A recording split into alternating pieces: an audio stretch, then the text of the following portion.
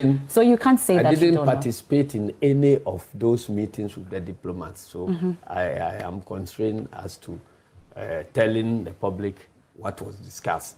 If you ask me about what happened in Wenchi, what happened in Sene, what happened in Techiman, I'll tell you. Okay, so there was a message. In the Sene one, they said that the court process was premature. Yes, we've gone through that. That is the information to those who are calling that go to court, go to court. The court themselves are saying that the process is premature. But all the cases are not the same. No two cases are the same, you know that. Those that have been sent there, they have the same hallmarks as the ones we are pursuing now. There are administrative But the law is in the bosom of the judge, you know that. Well, so that is that is an answer to you who are calling me to go to court. I haven't asked you to go to court, have I? Well, then let's abandon that one and pursue. I'm saying that the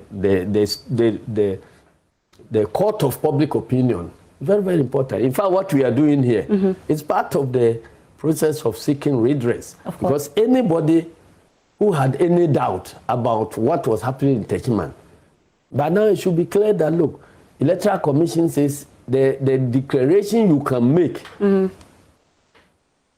indicate that somebody is the winner of the election is the sum total of the earlier declarations made by the same commission.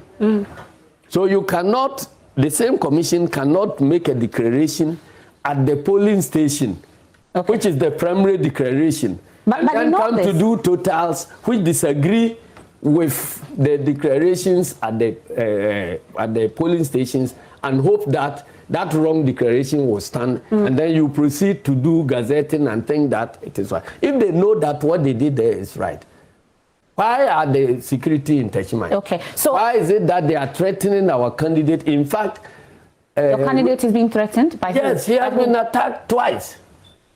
You know, by unknown assailants. His houseboy has been shot. And then he himself was attacked 2 days ago. They want to take his life. And they think that that is a way to get out of this mess. Once he's killed, then there is a... Have we informed the security agencies about this? Yes. That is not the only case. The modus operandi of MPP now to retain power is that if NDC has won seats that we cannot contest and that we cannot do anything about, let us find a way of eliminating some of the people who have won, so that the remaining number will be less than the numbers that we have, so that on that basis they can determine who will choose leadership of parliament. They remain allegations. There are more than I think 4 or 5 of our candidates have come under attack within these 2 weeks. Our candidate elect for is it Keta? Yeah. Yes. Judula. You heard about the case. Yeah, we heard about. You heard about Jomoro, okay, and you heard about this the arrest of our candidate for Savlugu, and then this Christopher Bayere, who was attacked also twice. The first one they shot the houseboy. The second one, 3 people came. He quickly was able to inform the. Luckily, there's a military detachment, police detachment in Techiman now, who came to his rescue. And it is. But you know this. No. So the point is that there is a desperate government wanting to remain in power at all costs, whether the people like it or not. Okay, so there's this particular statement that is radio host who just interviewed me in Techiman after the declaration of the result. His life is being threatened now. A radio host. It Yes. brings us to the issues about the media. Yeah. We've seen you at least Yes. at a press briefing when we still thrust our microphones before you. Yes. There's a question that came saying that we still give you the opportunity because after raining insults on us, we still give you the What type of opportunity to insult did speak. I raise? And the allegations. Can you play my statement to see where It's a message that just came. No, you said that after raining insults on you, and I'm saying that if you don't have a clip where I'm raining insults on you, then that question need not be answered. Because it is the foundation of that question is that I have rained insults on the media.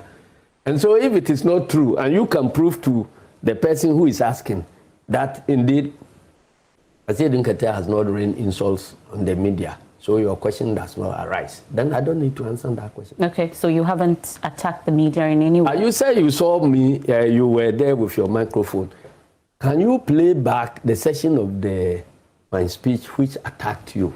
Then it means that his question is founded on solid ground. Then I can answer. You said you can say for a fact that you have not attacked the media in all this.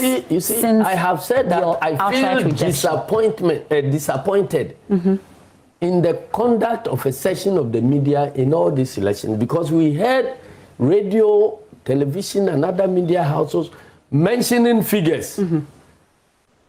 And so I was asking that, can they come out to tell us their source of those figures? You understand? TV3 has since come to retract and apologize. So it meant that we have a case. You understand? Because you can't lump us all together. No, I'm saying and the media houses paint us with the same brush. I wasn't saying. I said the media houses that played that game. Because you see, the media houses were exposed badly. Those who tried to play a certain game were exposed badly. Electoral Commission brings out results.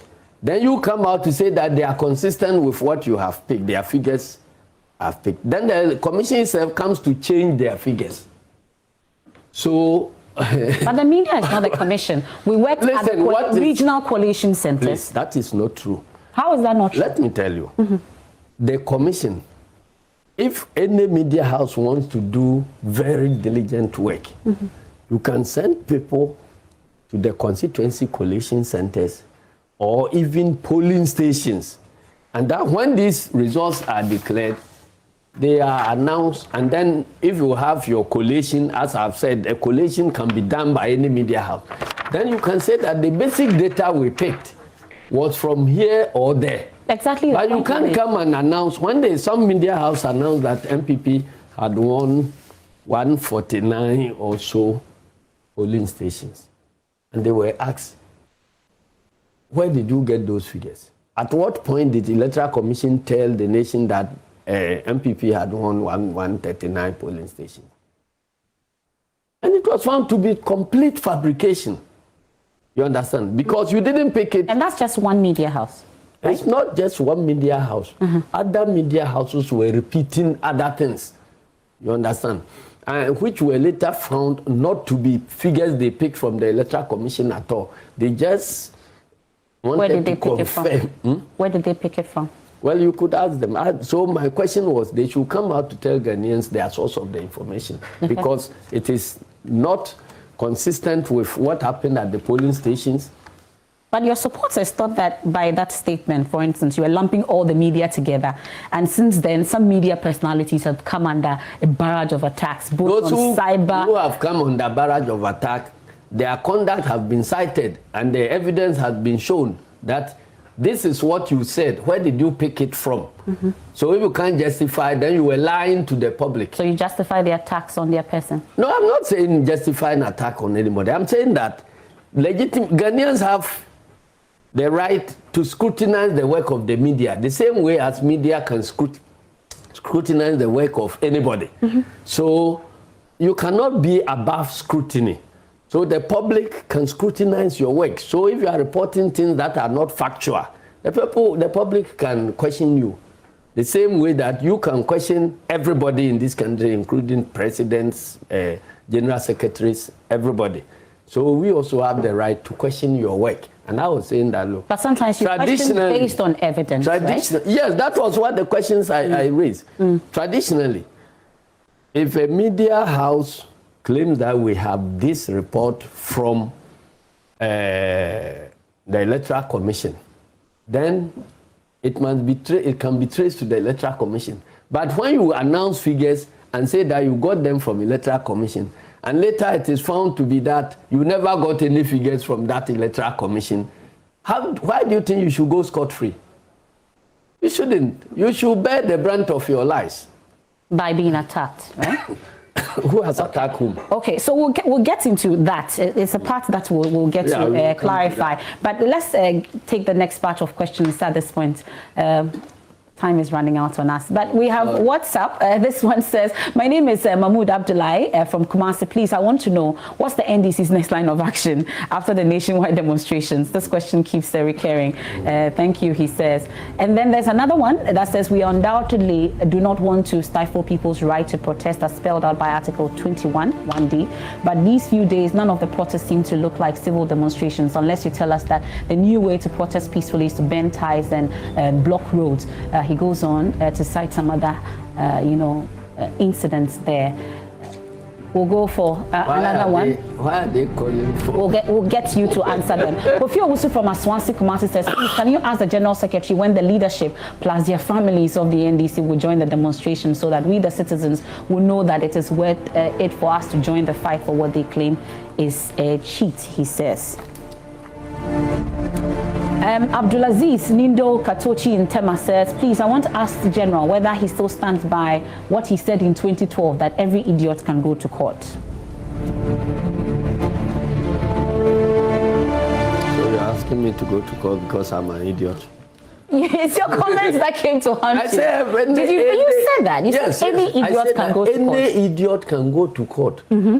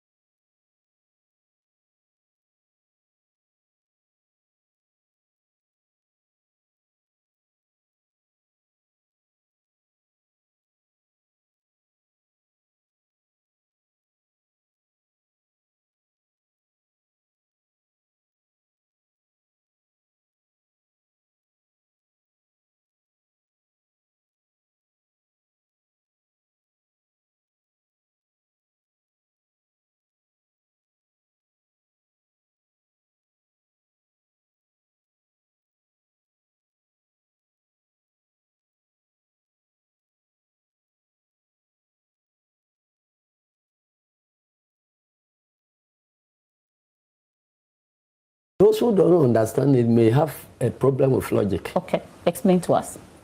You're guilty. Of course. I said that any idiot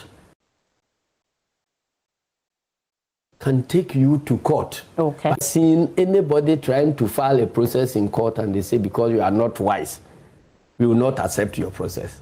No. No. Have you ever seen anybody who wants to file a process and the court clerks will tell you that we believe that there is no merit in your case, so we won't file it? No. Okay. And in fact, those cases that are dismissed and the petitioners find, it tells you that the judges believe that you brought a case without merit. You understand? Like this Wenchi High Court case. They told them, you yourself went and but the NDC has merit in its case. That's why the question keeps recurring, that I'm saying why that, won't you go to court? Look, why do you think that people will be asking you that choose this method and don't choose this method? If I have to go to London, because they feel that being on the streets cannot change anything. That's the concern. That is their what they feel. But we have our case. What does the NDC know that we do not know? Because we haven't seen any protest asking the EC to undo what they did. I was part of the process that collapsed Achampong's government. And Nana Akufo-Addo was leading us. So you intend to adopt the same style? Why was Nana Akufo-Addo doing that in those days? What did you do? If he knew. What did you do back then? We demonstrated continuously. For how long? Until the government collapsed, because we thought the government was not correct and it was not doing the right things. So if after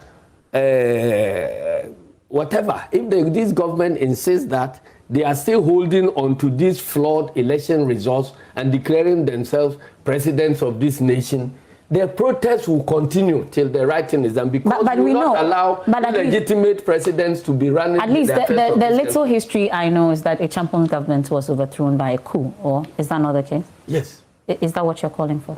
No, listen, there was indication outside that things are wrong. So those who could correct the things came in to correct it. It was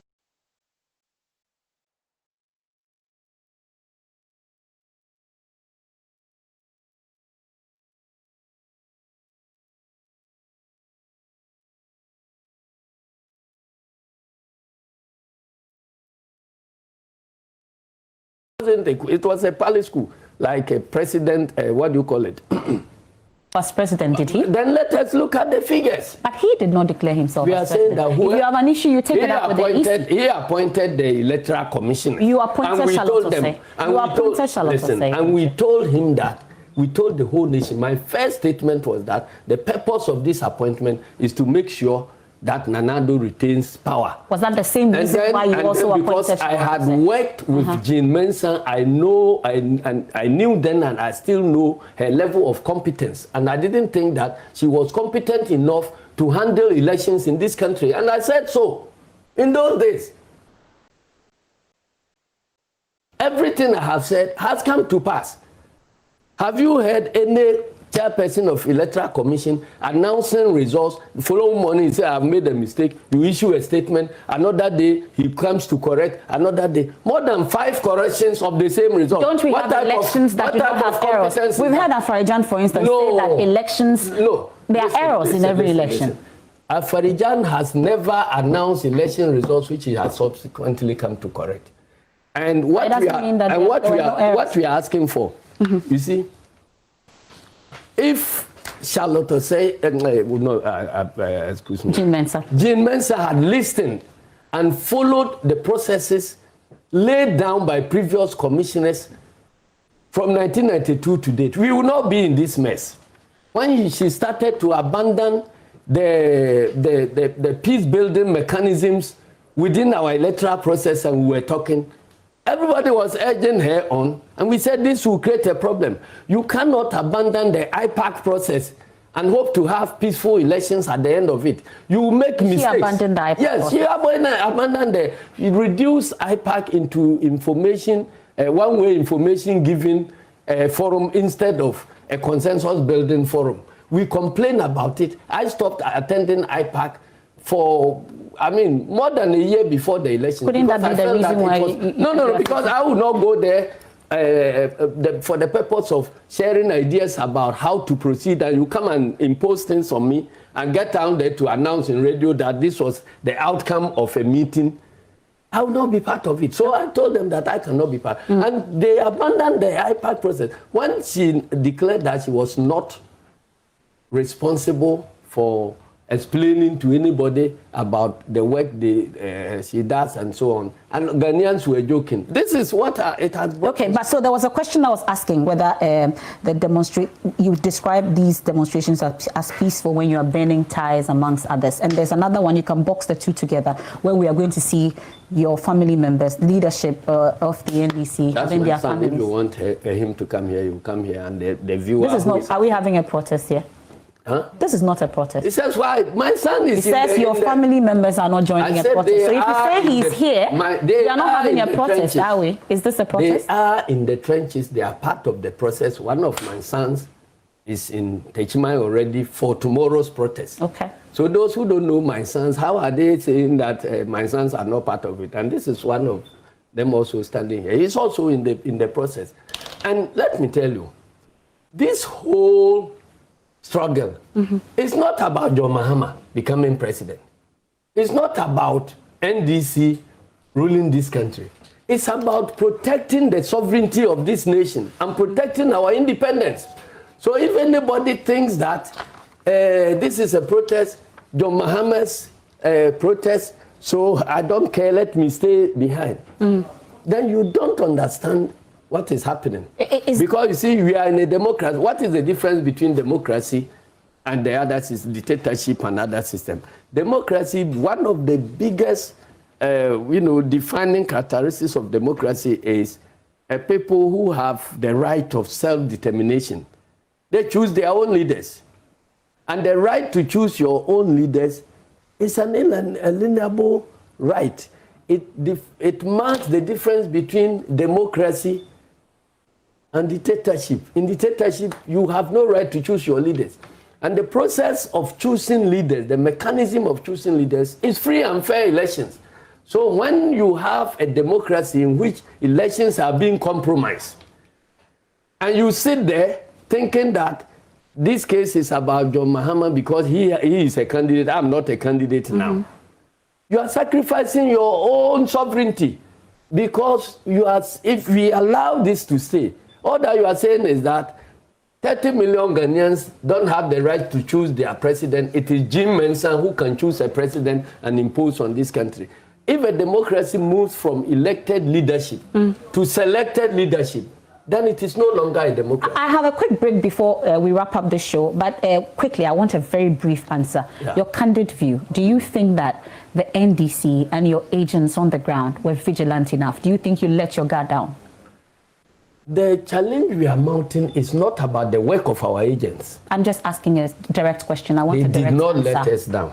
Okay. Our agents worked well, and their work is the pink sheets at the polling station. It is the Electoral Commission officers who should add up the figures which our agents can attest to. Because who are doing a fraudulent thing, and we are in Sunyani West or so, for instance, you raised one polling station where you say 49 persons were on the paper, but 400 persons voted. At least I monitored that press conference. Yes. Errors were detected, we are told, and the agents and constituency executives agreed for that to happen. Yeah. Then now the NDC turns around and says that 49 persons were there, but 400 persons voted. Are you aware of this particular incident? And what kind of briefing are you getting from the constituency? Okay, so we'll hold on to that. Let's go for a quick break. When we return, we'll get clarity to that briefly, and then we can wrap up.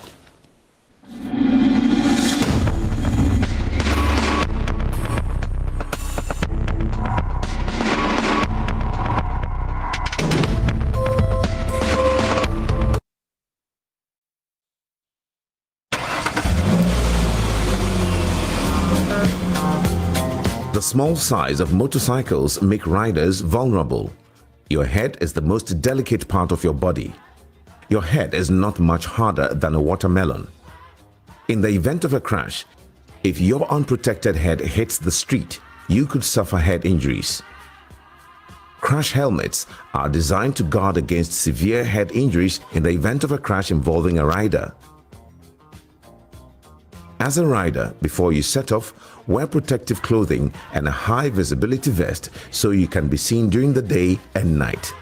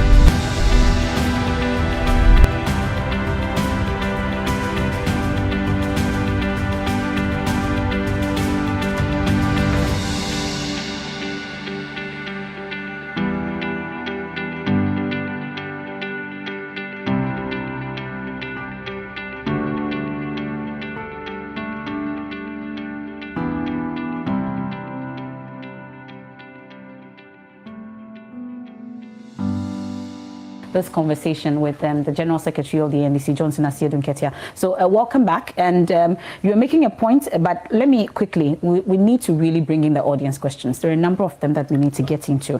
But there have been calls, of course, Cordeo, we've had the National House of Chiefs, We've had IDEG. Of course, IDEG says that you have the right to protest, but of course, the right thing must be done for you to get what exactly you're asking for. I'm sure you've been listening to them. Are you going to heed those calls? Thank you very much. You see, all these calls are well-intentioned, but they are misdirected. Are they? Completely misdirected. Because we are saying that our elections have been compromised. There's an institution that does the elections. Nobody is talking to that institution. Do you know that for a fact? Oh, but at least the advice to us is public. If there is another advice to them, it should be public for us to also know. We haven't heard it. So the institution that has done work, and they themselves have come out to claim that, to make corrections about 5 occasions, which has never happened in this country before. And because of that, there are protests and other things. So if anybody means well, is looking for peace in this country, why are you calling on the person who is being beaten and he's crying? Then you say that his crying is disturbing the environment, and you are not worried about the person who is beating him. So I think that the atmosphere in this country is so intimidating that nobody wants to talk about anything. The NDC is being intimidated. Not NDC alone. Not NDC alone. Okay. Not said the atmosphere is intimidating. Intimidating. The presidency. The president. This government has introduced intimidation as a means of governance. And so the media is intimidated, the chiefs are intimidated, pastors are intimidated. So either they refuse to speak or they sing the chorus of, sycophantic chorus. I mean, the media. So I'll speak for the media. Is the media being intimidated? That you saw how they came up, how you have been following previous elections. Was that how you followed this election? Exactly. That's how we did it. What results did you get? Were you part of the tight process? What results did you get, which was different from the Electoral Commission? When we did it in 2008 and 2012 and declared for the NDC, and how different was the process from then to now? But the Electoral Commission at that time did not come to change their figures. This is an Electoral Commission that has come to declare figures, and you quickly came, oh, the figures are correct. Then the person who brought the figures themselves came to say that we are wrong, we have changed the figures. So what happens to your corroboration of those earlier wrong figures? But let me come on. You see, those who are calling for, we want peace, let there be calm, and so on, they are trying to use the method of appeasement to solve a problem. Appeasement does not guarantee durable peace. We have seen it all over the world. Look, when Germany started their expansionist policy, they overran Austria-Hungary and so on in the before the First World War. The whole world, Europe and everybody said, oh, if that is what they want, which will bring peace, let's allow them to take it. When they took it, it became a stepping stone for them to now call that come around the table and let us share Africa, and so that Germany, we can also get colonies. Then after that, they kept the expansion. It led to the First World War. When Liberia, in the case of Liberia, where after the Civil War, the international community appeared tied, ECOWAS and all that, we want a quick election, so if Charles Taylor wants the presidency, let's give it to him. When they gave it to Charles, when they were going to elections, when they knew that the playing field was not level for any election, they still went in, and Charles Taylor won about 90% or whatever, and he became president. They did guarantee lasting peace to Liberia. It was preparing the way for a bigger explosion subsequently. It happened in Cote d'Ivoire here too. You know, when Gbagbo was declared loser of the election, we want peace. So Gbagbo is the problem. Let him go. Let Alassane Ouattara come. Alassane Ouattara was seen as an angel. You see the angel the ECOWAS saw 10 years ago. So the person came now and said that, well, if I have been able to to get the international community to allow me to do this. The next thing was that let's amend the constitution. Anybody who is more than 70 years couldn't be president. So what are you expecting specifically from these bodies? So I'm saying that a peace, they should be calling for the right things to be done. And there are people who have called for the right things to be done in the past and they were done. And they know what is right. Go to 2008, when the results were being collated, they were, Afarijan was about to go in for announcement.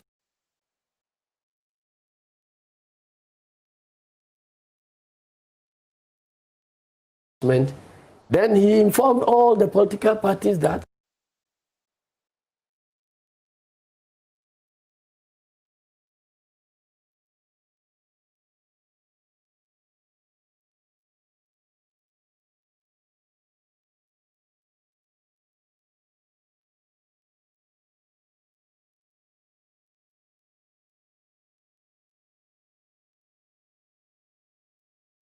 this time we want to go and do declaration. Then MPP wrote a petition. It was part of the process that led us to time. It was not any court that ordered us to go to time. Because we wanted solution, we wanted to follow our own laws, we wanted to follow our own procedures. So in the case of time... Because maybe you have not presented a good case to them. Have you presented a good case to these bodies? We presented a petition to the chairperson of the Electoral Commission. She refused to even read the petition. Our messenger was there and said, before the declaration. Before the declaration. They didn't listen. Did you petition the Peace Council and the rest? They came to your office and they were attacked. They were not attacked. The Peace Council came to I was there. They were not attacked? They were not attacked. People came down to insult and intimidate them that they are not truthful. Is that not an attack? And please, if they are referring to your past conduct of the Peace Council, don't you know that the Peace Council is part of this problem? How are they part of the problem? When the things were starting, the Electoral Commission was doing the wrong things. Government was, governing party was attacking people in Ayawaso, West Wogon, and so on, and Peace Council came in. They condoned that, look, let's find peace, appeasement, appeasement, appeasement. When they allowed sleeping dogs to lie in Ayawaso, West Wogon. To seek peace. That is, seeking peace means seeking durable peace. Justice precedes peace. If you want any other artificial peace without justice, you are postponing the problem. They postponed Ayawaso West Wogon, it exploded in Techiman, and people died there. If they had spoken courageously to stop what happened in Ayawaso West Wogon, Techiman wouldn't have happened. But it appears if people are not speaking for the NDC, it means they are not courageous. How is that? I'm not saying they should speak for NDC. I have told you that this issue there is an attack on our sovereignty. It's not about NDC. So if you have state institutions compromising our democracy, and you are there and you say you are interested in peace, and you know that that democracy is the one that will guarantee our peace, and you are not worried about the attack on the democracy, you are calling on the oppressed to guarantee the peace of the oppressor. Then what are you? Look, so appeasement doesn't solve any problem, it postpones problems. Okay, so we're giving the extension because we need to hear tainted opinion leaders. We have tainted opinion. Who are these tainted opinion leaders? Listen, when the Electoral Commission came out and said that they have formed a committee of eminent persons to help them with, give them advice in the electoral process. Did you hear my response? I said that, look, we are working on dangerous grounds. Because you have these eminent persons who represent, yes, let me tell you, why are they not talking now? They can't talk because... But you don't think they're offering... They have been tainted with the just activities. Because they are not doing it openly. Let me, if you listen to the statement, you understand where I'm coming from. When they were announced at 21 Committee of Eminent Persons, you look through and you realize that they are the creme de la creme of this society. And Electoral Commission that is doing the wrong thing is trying to drag them to their side. So I raise an issue that, look, if we allow these people to go and taint themselves with the wrong things Electoral Commission is doing, it will come to a point where we want leadership in the nation to speak. And then we won't have any. Go and have a look at the array of eminent persons whom Electoral Commission dragged, went and lied to them, And subsequently, yes.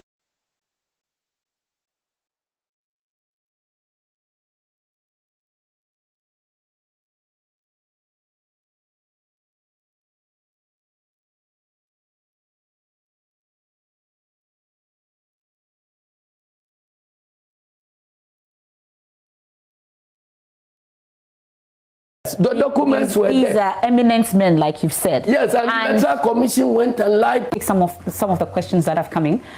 This one is from WhatsApp. John from Tema. Please ask Mr. Asiedun Ketia if he's aware of the update of the Sunyani West Bono STA Primary School Chira 1 polling station register from 49 to 610. If yes, why are they lying to the whole world? Right. I have the register here. Okay. If you want me to yes, we'll go through it. So let's take the final one. Please ask the General Secretary of the NDC what his views are about the situation in Guan, where some people are denied their right to parliamentary. Very well. That's a very important. Okay. So let's quickly deal with the trial. I was asking you about it earlier.